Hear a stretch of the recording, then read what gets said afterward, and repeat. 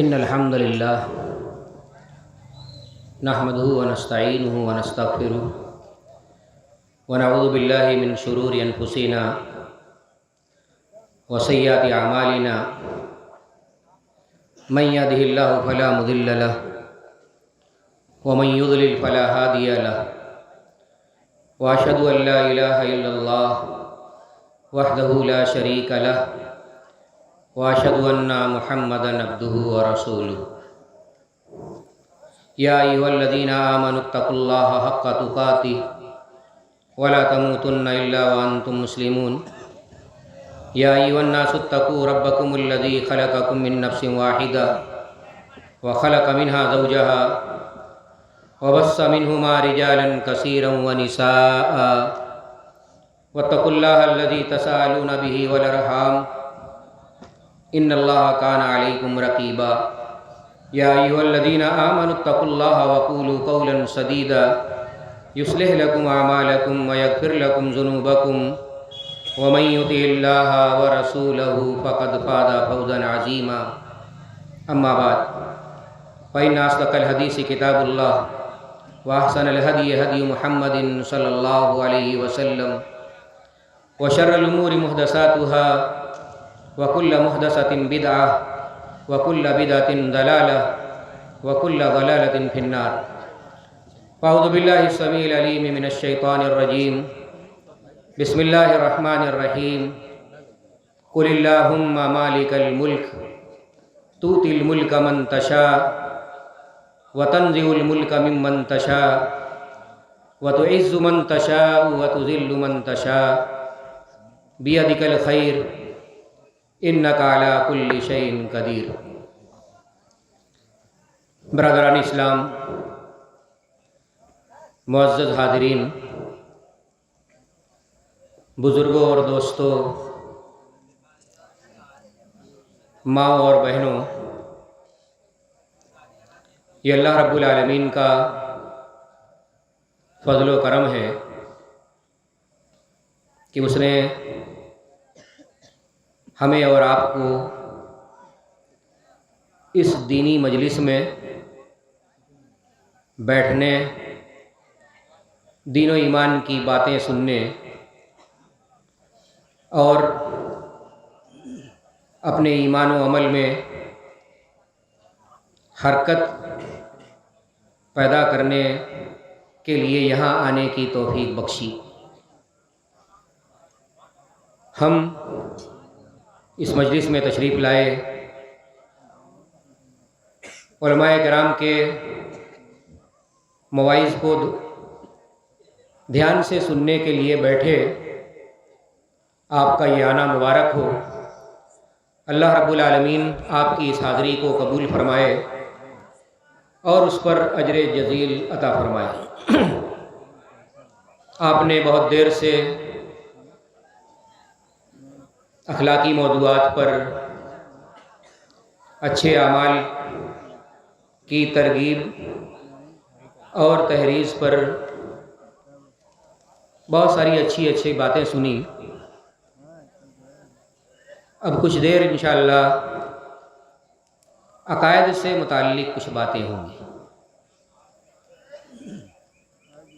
پیارے بھائیوں اور دوستوں، اگر آج آپ سے یہ سوال کیا جائے کہ نفع اور نقصان کا مالک کون ہے، عزت اور ذلت کا مالک کون ہے،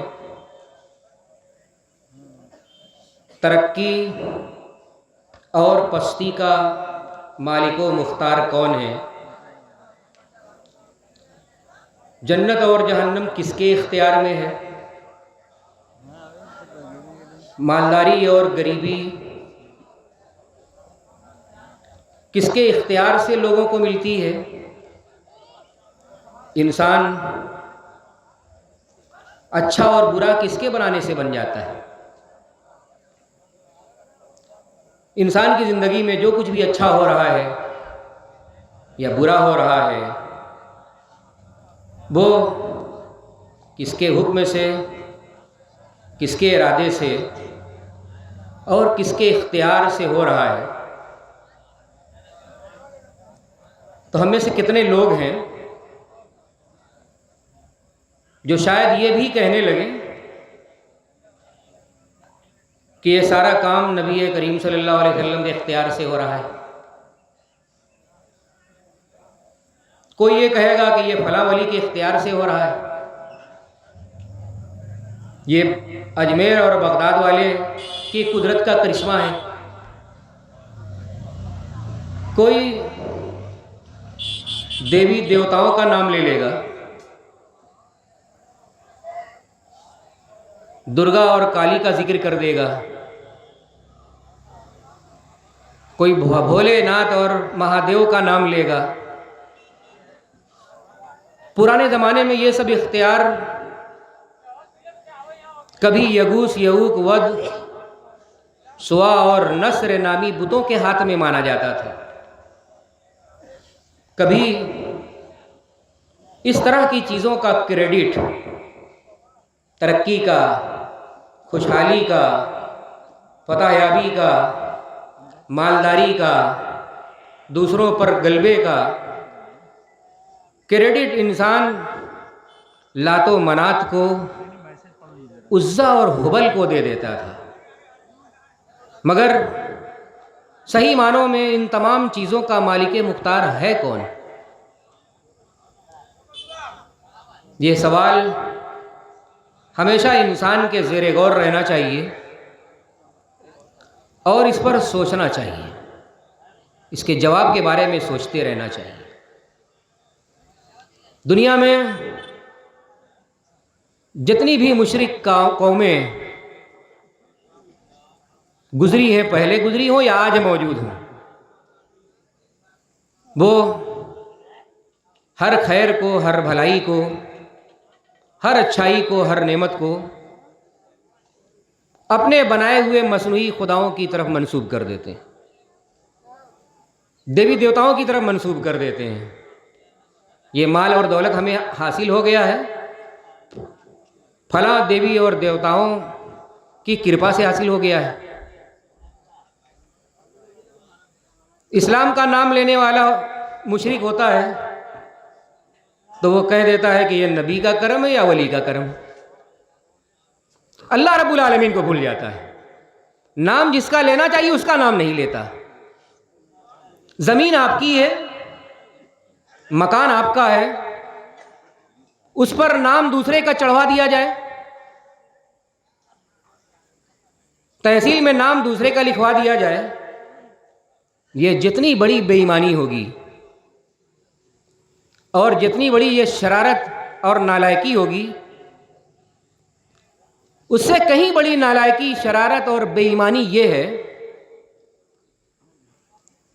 کہ انسان اللہ رب العالمین کی طرف سے نعمتیں پائے، اللہ رب العالمین کی طرف سے صحت اور تندرستی پائے، اللہ رب العالمین کی طرف سے عروج اور ترقی پائے، اللہ رب العالمین کی طرف سے اسے شفا حاصل ہو، اللہ رب العالمین کی طرف سے اسے خوشحالی اور مالداری مل جائے، اور وہ اسے نبی کا کرم کہنے لگے، ولی کا کرم کا نام دینے لگے، یا اسے اپنی دیوی دیوتاؤں کی طرف منسوب کر دیا۔ کسی بھی غیر اللہ کی طرف اگر منسوب کیا گیا وہ شرک کا جرم ہوگا، کفر کا جرم ہوگا، یہ سب سے بڑی بے ایمانی ہوگی، دین کے نام پر یہ سب سے بڑا فراڈ ہو رہا ہے۔ اللہ رب العالمین نے قرآن کریم میں فرمایا کہ قل اللہم مالک الملک، اے نبی صلی اللہ علیہ وسلم آپ اعلان کیجئے کہ تخت شاہی پر بیٹھانے والا لوگوں کو اللہ ہے۔ کوئی نبی ولی کسی کو تخت شاہی پر نہیں بیٹھاتا، بادشاہ اور حاکم کوئی غیر اللہ کسی کو نہیں بناتا، اللہ رب العالمین بناتا ہے۔ وَتَنزِعُ الْمُلْكَ مِمَّن تَشَاءُ، اور وہی اللہ رب العالمین ہی ہے جب جسے چاہتا ہے تخت حکومت سے اتار کر گٹر کے اندر پہنچا دیتا ہے، یہ کوئی اور نہیں کرتا۔ وَتَنزِعُ الْمُلْكَ مِمَّن تَشَاءُ، وَتُعِزُّ مَن تَشَاءُ وَتُذِلُّ مَن تَشَاءُ۔ فرمایا اللہ رب العالمین نے کہ عزت کی بلندی بھی اللہ رب العالمین دیتا ہے، عزتوں کی معراج پر بھی اللہ پہنچاتا ہے، اور ذلت کے گڈھے میں بھی وہی ڈھکیلتا ہے۔ ہر طرح کی بھلائی، ہر طرح کی نعمت اللہ کے ہاتھ میں ہے، اور وہی اللہ رب العالمین ہر چیز پر قادر ہے۔ یہ اللہ رب العالمین کی شان ہے، اور یہ اہل توحید کا وتیرہ ہے کہ اللہ کی نعمتوں کو اللہ کی طرف منسوب کرتے ہیں، اللہ کی دی ہوئی چیزوں پر دوسروں کا ٹھپا نہیں لگاتے، اور مشرکوں اور کافروں کا ہمیشہ سے یہ طریقہ رہا ہے کہ خیر کو، بھلائی کو، اچھائی کو اور خوشحالی کو اللہ رب العالمین کی طرف منسوب کرتے ہوئے انہیں شرم آتی ہے، اللہ کا نام نہیں لیتے۔ خوشحالی پر، بھلائی پر، ترقی پر، اچھائی پر وہ بالکل بے شرمی اور بے حیائی کے ساتھ غیر اللہ کا نام لینے لگتے ہیں۔ حضرت ابراہیم علیہ السلام نے اللہ رب العالمین کا تعارف کس پیارے انداز میں کرایا ہے، ذرا اس پر غور کرنا چاہیے۔ فرمایا الذی خلقنی فہو یہدین، اللہ وہ ہے جس نے مجھے پیدا کیا ہے۔ ہمیں پیدا کرنے والا اللہ رب العالمین ہے، اور ہمیں ہی نہیں بلکہ ساری کائنات کو اسی نے پیدا کیا ہے۔ ہم جس کا نام لے لیتے ہیں کہ ہم نے ترقی فلاں کے کرم سے پالی، اس کو بھی تو اللہ ہی نے پیدا کیا ہوا ہے۔ اللہ الذی خلقکم ثم رزقکم ثم یمیتکم ثم یحییکم هل من شرکائکم من یفعل من ذلکم من شیء سبحانہ وتعالی عما یشرکون۔ فرمایا اللہ رب العالمین نے کہ اللہ تمہیں پیدا کرتا ہے، اور تمہیں روزی بھی اللہ ہی دیتا ہے، کم دیتا ہے تب بھی وہی دیتا ہے، اور جب زیادہ دے رہا ہے تب بھی وہی دے رہا ہے۔ ثم یمیتکم ثم یحییکم، موت بھی وہی اللہ رب العالمین تمہیں دے گا، اور وہی اللہ ہے جو تمہیں دوبارہ زندہ کرے گا۔ تمہارے بنائے ہوئے نقلی خداؤں میں سے کوئی ایسا ہے جو یہ سب کام کر سکے؟ کسی کو کوئی پیدا کر سکتا ہے؟ جن دیوی دیوتاؤں کا نام لیتے ہو، جن نبیوں اور ولیوں کا نام لیتے ہو، کیا وہ بھی کسی کو پیدا کر سکتے ہیں؟ قرآن کریم میں اللہ رب العالمین نے فرمایا یا ایھا الناس ضرب مثل فاستمعوا لہ، اے لوگوں ایک مثال بیان کی جا رہی ہے، غور سے سننا۔ ان الذین تدعون من دون اللہ، بے شک جن لوگوں کو تم اللہ رب العالمین کے علاوہ پکارتے ہو، لن یخلقوا ذبابا ولو اجتمعوا لہ، وہ سب مل کر ایک مکھی نہیں پیدا کر سکتے۔ کس پھیر میں پڑے ہوئے ہو؟ لڑکا چاہیے مداروں کا چکر لگا رہے ہو، لڑکی چاہیے مداروں کے پھیرے لگا رہے ہو، رشتے نہیں مل رہے مدار والوں کو پکار رہے ہو۔ جو کام اللہ رب العالمین نہ کرنا چاہیے مدار والے کر دیں گے، اللہ سے زیادہ طاقتور ہے۔ قرآن کریم میں اللہ رب العالمین نے فرمایا افرأیتم ما تدعون من دون اللہ ان ارادنی اللہ بضر هل ہن کاشفات ضری، جنہیں تم لوگوں نے بڑا طاقتور سمجھ رکھا ہے، جنہیں تم مالک کل اور مختار کل کہتے ہو، اللہ رب العالمین نے فرمایا کہ اگر اللہ رب العالمین کسی کے ساتھ برا کرنا چاہے تو کیا وہ لوگ اس کو روک دیں گے؟ اس برائی سے بچا پائیں گے؟ اور اگر اللہ رب العالمین کسی کے ساتھ بھلائی کرنا چاہے تو کیا اس بھلائی کا راستہ یہ لوگ روک سکتے ہیں؟ یہ جھوٹے خدا، مصنوعی بنائے گئے معبود، ایسا نہیں ہو سکتا۔ اس لیے ان لوگوں کے چکر میں نہیں پڑنا چاہیے، یہ شرک ہے، مشرکانہ حرکتیں ہیں۔ اللہ رب العالمین نے فرمایا کہ ہر چیز کا خالق، مالک، رازق یہ اللہ رب العالمین ہے۔ یہ سب کام اللہ کے علاوہ کوئی نہ کرتا ہے نہ کر سکتا ہے۔ جن کے پاس تم اولاد مانگنے کے لیے، بیٹی بیٹا مانگنے کے لیے، رشتہ مانگنے کے لیے جاتے ہو، پھیرے لگا رہے ہو، اللہ نے فرمایا تم مکھی تمہیں نہیں دے سکتے، لڑکا کہاں سے دیں گے؟ للہ ملک السماوات والارض یخلق ما یشاء، فرمایا اللہ رب العالمین نے کہ آسمان اور زمین کا مالک اللہ ہے. جو لوگ کسی اور کو آسمان اور زمین کا مالک کہیں وہ جھوٹے ہیں. قرآن جھوٹا نہیں ہو سکتا، اللہ کا کلام جھوٹا نہیں ہو سکتا. للہ ملک السماوات والارض، زمین اور آسمان کا، زمین اور آسمان کی ساری چیزوں کا مالک اللہ ہے. یخلق ما یشاء، اللہ رب العالمین جو چاہتا ہے پیدا کرتا ہے. یہب لمن یشاء اناثا ویہب لمن یشاء الذکور، جسے چاہتا ہے لڑکا دیتا ہے اور جسے چاہتا ہے لڑکی دے دیتا ہے. اللہ جس کے لیے جو فیصلہ کر دے وہی ہو جاتا ہے. دنیا ایک قصہ سنا سکتی ہے کہ فلاں کو اللہ نے لڑکا دیا لیکن اس نے لڑکی بنا دیا، فلاں کو لڑکی دیا اور اس نے لڑکا بنا دیا. سب گپ ہے، بکواس، کوئی سب کرتا نہیں. اللہ کے فیصلے میں کوئی دخل اندازی کر ہی نہیں پاتا. یخلق ما یشاء، اللہ فرماتا ہے کہ جسے لڑکا دینا چاہتا ہے لڑکا دیتا ہے، جسے لڑکی دینا چاہتا ہے لڑکی دیتا ہے، اور جسے اللہ رب العالمین چاہتا ہے دونوں دے دیتا ہے. اور اللہ رب العالمین جسے چاہتا ہے بے اولاد بنا دیتا ہے، بانجھ بنا دیتا ہے. دنیا کی سارے مزاروں کی خاک چھان مارے، اور اگر اللہ رب العالمین نے نہ دینے کا فیصلہ کر دیا ہے تو کوئی اس فیصلے کو پلٹوا نہیں سکتا. تو حضرت ابراہیم علیہ السلام نے فرمایا الذی خلقنی فہو یہدین، اللہ رب العالمین ہی خالق ہے، اسی نے ہمیں پیدا کیا ہے، تمہیں پیدا کیا ہے. فہو یہدین، اور ہدایت بھی وہی دیتا ہے، ہدایت دینا بھی اسی کا کام ہے.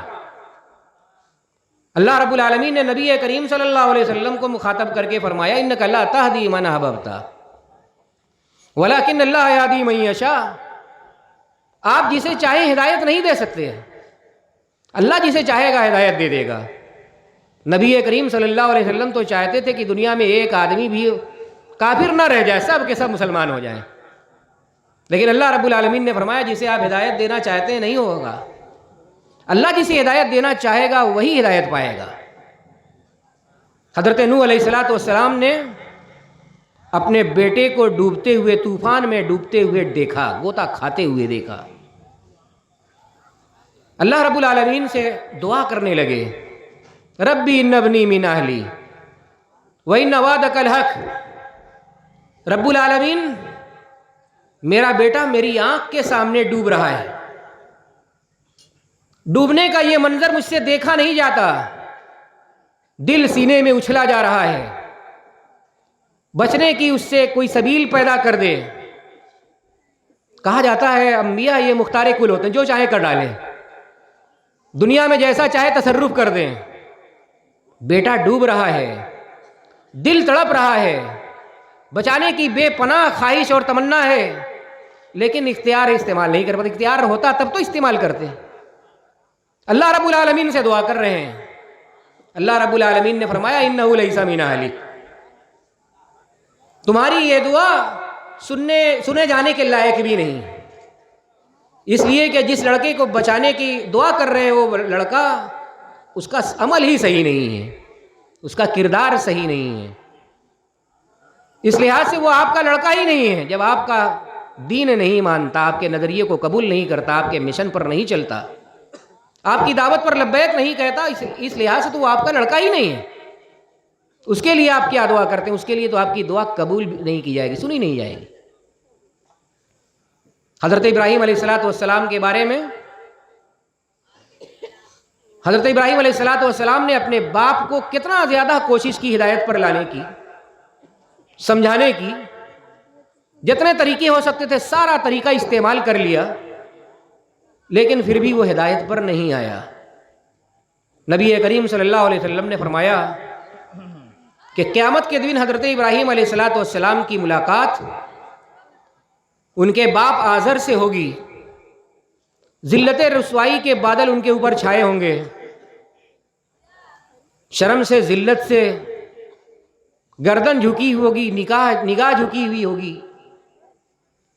ابراہیم علیہ السلام اپنے باپ کو اس حال میں دیکھ کر، بدحالی میں دیکھ کر تڑپ جائیں گے، اللہ رب العالمین سے دعا کریں گے، ربی انک وعدتنی اللہ تخزینی وایو خزی اخزا من ابی الابعد، رب العالمین تیرا ہم سے یہ وعدہ ہے کہ تو ہمیں رسوا نہیں کرے گا، ذلیل و خوار نہیں کرے گا، میں اپنے باپ کو اس بدحالی میں دیکھوں، ذلت و رسوائی اور پشیمانی کے عالم میں دیکھوں، گردن جھکی ہوئی ہو، نظر جھکی ہوئی ہو، صبر نہیں ہوتا، برداشت نہیں ہو رہا ہے، دل کے اندر ایک تڑپ ہے، ایک درد ہے، ایک کرب ہے، موج لے رہا ہے، رب العالمین اس کی نجات کا کوئی انتظام کر دے، جنت میں اسے داخلہ کر دے۔ اللہ رب العالمین فرمائے گا انی حرمت الجنت علی الکافرین۔ ابراہیم باپ کے لیے دعا کر رہے ہو، باپ کے لیے جنت مانگ رہے ہو، باپ کے لیے نجات کا مطالبہ کر رہے ہو، آپ کو معلوم نہیں یہ کافر کفر کی موت مرا ہے اور میں نے جنت کو کافروں کے لیے حرام کر دیا ہے۔ تو یہ ہدایت دینا، یہ بھی ہدایت رہنمائی، یہ اللہ رب العالمین کا کام ہے۔ جس کا چاہتا ہے اللہ رب العالمین ہدایت دینا، اس کا دل کھول دیتا ہے، دماغ کھول دیتا ہے۔ اور کتنے ایسے لوگ ہیں جو سمجھتے ہیں کہ حق کیا ہے، سچ کیا ہے، باطل کیا ہے، جھوٹ کیا ہے، مگر پھر بھی وہ اس کو ماننے کی ہمت نہیں دکھا پاتے۔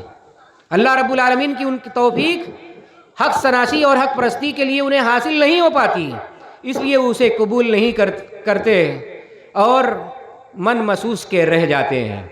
تو اللہ رب العالمین کے بارے میں نبی کریم حضرت ابراہیم علیہ السلام نے فرمایا کہ وہی اللہ ہے جو پیدا کرتا ہے اور لوگوں کو ہدایت دیتا ہے، والذی ہوا یطعمنی ویسقین، اور وہی اللہ ہے جو ہمیں کھلاتا ہے اور وہی اللہ ہے جو ہمیں پلاتا ہے۔ اللہ کے علاوہ دوسرے جتنے معبود دنیا والوں نے بنا رکھے ہیں، چاہے پتھر اور مٹی کے بنا رکھے ہوں یا قبر میں دفن کرنے کے بعد معبود مان لیا ہو، ان کے اندر یہ طاقت نہیں کہ اناج کا ایک دانہ بھی پیدا کر سکیں، پانی کا ایک قطرہ بھی بنا سکیں۔ انتم انزلتموہ من المزن ام نحن المنزلون، اللہ رب العالمین نے فرمایا یہ پانی جسے تم پی رہے ہو، یہ پانی جس کے ذریعہ تمہاری خوراک پیدا ہو رہی ہے، یہ پانی جس کے ذریعہ پھل پھول اناج پیدا ہو رہے ہیں، اس پانی کو آسمان سے ہم نے نازل کیا ہے، تمہارے بنائے ہوئے خداؤں میں اتنی دم نہیں ہے کہ اس آسمان سے پانی کا ایک قطرہ بھی نازل کر سکیں۔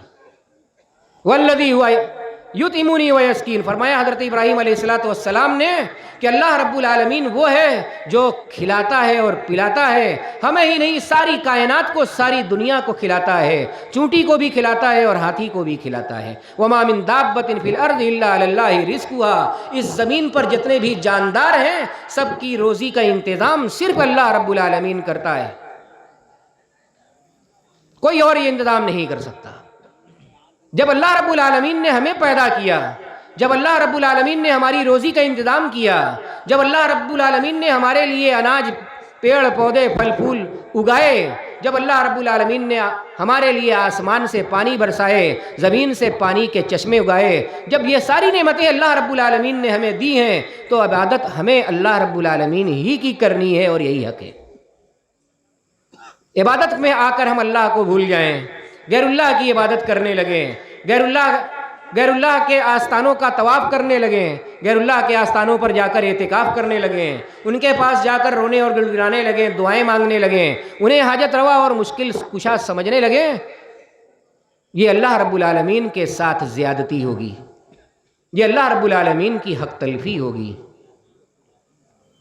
حضرت ابراہیم علیہ السلام نے فرمایا وَإِذَا مَرِضْتُ فَهُوَ يَشْفِينِ، اللہ وہ ہے جب میں بیمار ہوتا ہوں تو وہی مجھے شفا دیتا ہے۔ اللہ رب العالمین وہ ہے کہ جب میں بیمار ہوتا ہوں تو وہی مجھے شفا دیتا ہے۔ اللہ کے علاوہ دوسرے بنائے ہوئے مصنوعی خداؤں میں، نقلی خداؤں میں یہ طاقت نہیں ہے کہ کسی بیمار کو وہ شفا دے سکیں، کسی بیمار کے لیے کوئی دوا پیدا کر سکیں۔ جتنی دوائیں امراض کے لیے دنیا میں پائی جاتی ہیں سب اللہ ہی نے تو پیدا کی ہیں، کہاں سے آئی ہے؟ ان دواؤں کو بھی اللہ رب العالمین ہی نے پیدا کیا ہے۔ اس لیے انسان بیمار ہو اس کو تندرستی کی ضرورت ہو، شفا کی ضرورت ہو، غریب ہو اس کو غذا کی ضرورت ہو، بھوک ہو اس کو کھانے کی ضرورت ہو، مال و دولت کی ضرورت ہو، راستہ سمجھ میں نہ ہوتا ہو ہدایت کی ضرورت ہو، یہ ساری کے ساری چیزیں اسے اللہ رب العالمین سے مانگنی ہیں۔ اللہ رب العالمین ہی کے سامنے ہاتھ پھیلانا ہے، اللہ رب العالمین کے سامنے ہی رونا اور گڑگڑانا ہے۔ جب ہم نے ہر چیز کا خالق مالک رازق اللہ رب العالمین کو مان لیا تو پھر دوسروں کے سامنے ہاتھ پھیلانے کا مطلب کیا ہے؟ دوسروں سے مانگنے کا مطلب کیا ہے؟ دوسروں سے اگر ہم مانگنے لگے، دوسروں کے سامنے ہاتھ پھیلانے لگے، دوسروں کے آستانوں پر جا کر رونے اور گڑگڑانے لگے، دوسروں سے ہم نے نفع اور نقصان کی امید رکھ لی، تو اس کا مطلب یہ ہے کہ ہم نے اللہ کو اللہ نہیں مانا، انہی مدار والوں کو ہم نے اللہ مان لیا، انہی دیوی دیوتاؤں کو ہم نے اللہ مان لیا، انہی پتھروں اور پیڑوں کو ہم نے اللہ مان لیا۔ جو ہر چیز کا خالق اور مالک، نفع اور نقصان کا اختیار رکھنے والا اللہ کو مانتا ہے، وہ اللہ ہی سے سب کچھ مانگتا ہے، غیر اللہ کے سامنے مانگنے نہیں جاتا۔ دنیا میں جتنے بھی مشرک اور کافر آج تک گزرے ہیں اور قیامت تک گزریں گے، وہ اپنی مصیبتوں میں، اپنی تکلیفوں میں، اپنی حاجتوں میں اور اپنی ضرورتوں میں اللہ کے بجائے غیر اللہ کے سامنے ہاتھ پھیلاتے ہوئے آپ کو نظر آئیں گے۔ اور جو اللہ والے لوگ ہیں وہ کبھی اللہ کو چھوڑ کر دوسروں کے آستانے پر کبھی نہیں دکھلائی دیں گے۔ یہ اہل توحید اور اہل شرک میں یہ فرق ہے، اور یہ پہلے زمانے سے قائم ہے اور آج تک قائم ہے اور قیامت تک یہ فرق قائم رہے گا۔ اہل توحید اللہ کے سامنے ہاتھ پھیلائیں گے، اللہ کے سامنے روئیں اور گڑگڑائیں گے، اللہ رب العالمین سے مدد مانگیں گے، اللہ رب العالمین سے مصائب اور مشکلات کے خاتمے کی گہار لگائیں گے۔ اور جو لوگ مشرک ہیں، جو کافر ہیں، جو شرک اور کفر کی راہ پر چل رہے ہیں، وہ ان کو اللہ رب العالمین سے مانگنے کی توفیق نہیں ہوگی، وہ غیر اللہ ہی کو سب کچھ سمجھیں گے، انہی کے سامنے روئیں گے اور گڑگڑائیں گے، انہی کے سامنے بلبلائیں گے۔ حالانکہ اللہ رب العالمین نے فرمایا کہ جن لوگوں کے سامنے تم لڑکی لڑکا مانگنے کے لیے، جن لوگوں کے سامنے تم لوگ مالداری اور تونگری کو مانگنے کے لیے، جن لوگوں کے سامنے تم لوگ صحت اور شفا کو مانگنے کے لیے جاتے ہو، وہ تو ایک ذرے کے مالک نہیں ہیں۔ لا یملکون مثقال ذرہ، ریت کے ایک ذرے کے مالک نہیں ہیں۔ وہ لڑکی لڑکا کہاں دیں گے؟ صحت اور شفا کیسے دیں گے؟ وہ مالداری اور تونگری سے تم کو کیسے نواز دیں گے؟ لا یملکون مثقال ذرہ، وہ ایک ذرے کے مالک نہیں ہیں۔ کہیں اللہ رب العالمین نے فرمایا کہ کھجور کے گٹھلی کے اوپر جو باریک سا چھلکا ہوتا ہے اس چھلکے کے بھی مالک نہیں ہیں۔ لا یملکون من قطمیر، قطمیر کے مالک نہیں۔ اس لیے ان کے سامنے جا کر رونا گڑگڑانا، ان سے پرارتھنائیں کرنا، ان سے دعائیں مانگنا، ان کے سامنے اپنی حاجتیں اور ضرورتیں رکھنا، یہ بے وقوفی ہے اور نادانی ہے، اس کے علاوہ کچھ نہیں ہے، مشرکانہ طرز عمل ہے۔ انبیاء علیہ السلام کی زندگی میں غور کیجئے، ان کو بھی ضرورتیں پیش آتی تھیں، ان کو بھی حاجتیں پیش آتی تھیں، وہ ہمیشہ اللہ رب العالمین کے سامنے ہاتھ پھیلاتے تھے، اللہ رب العالمین کے سامنے روتے اور گڑگڑاتے تھے۔ حضرت ابراہیم علیہ السلام نے اولاد اللہ سے مانگی، حضرت زکریا علیہ السلام نے اولاد اللہ رب العالمین سے مانگی، حضرت یونس علیہ السلام مچھلی کے پیٹ میں چلے گئے، وہاں سے نجات اللہ رب العالمین سے مانگی، حضرت ایوب علیہ السلام بیماریوں سے پریشان ہو گئے، اللہ رب العالمین کو پکارا، غیروں کے آستانے کا پھیرا نہیں لگایا۔ یہ انبیاء کرام کی زندگی ہے۔ اگر ہم انبیاء کرام پر ایمان رکھتے ہیں، ان کو اللہ کا پیغمبر اور رسول مانتے ہیں، تو اللہ رب العالمین کا یہ حکم ہے فَبِهُدَاهُ مُقْتَدِي، کہ ان رسولوں اور نبیوں کے طریقے کو اور ان کی طرز زندگی کو اختیار کرو، اپناؤ، ان کے راستے پر چلو۔ تو جو راستہ ان انبیاء نے اختیار کیا، جس راستے پر وہ چلے، ہم بھی اگر چلتے رہیں گے تو جو حشر، جو ٹھکانہ ان انبیاء کا ہوگا وہ ہمارا بھی ہوگا۔ انبیاء کے راستے کو چھوڑ دیں گے، ان کی طرز زندگی کو چھوڑ دیں گے، تو ظاہر ہے ان کے ساتھ ہم حشر میں بھی نہیں رہ پائیں گے۔ الذی خلقنی فہو یہدین والذی هو یطعمنی ویسقین واذا مرضت فہو یشفین والذی یمیتنی ثم یحیین۔ حضرت ابراہیم علیہ السلام نے فرمایا کہ وہی اللہ ہے جو ہماری زندگی اور موت کا مالک ہے، اسی نے ہمیں پیدا کیا، وہی ہمیں موت دے گا۔ اور موت کے بعد دوبارہ پھر زندہ کرے گا، ہماری زندگی کا حساب لے گا، ہم کیا کر کے آئے ہیں، اپنے اللہ کو پہچانا، ہم نے اپنے اللہ کا حق ادا کیا یا نہیں حق ادا کیا، اللہ رب العالمین کو پہچانا یا نہیں پہچانا، ہم نے اللہ رب العالمین کا حق غیروں کو دے دیا، ان تمام چیزوں کا ہم کو حساب اللہ رب العالمین کے ہاں دوسری زندگی کے بعد دینا ہے۔ اس لیے ہمیں اپنی اس زندگی کو بہت ہی سنبھال کے گزارنا چاہیے۔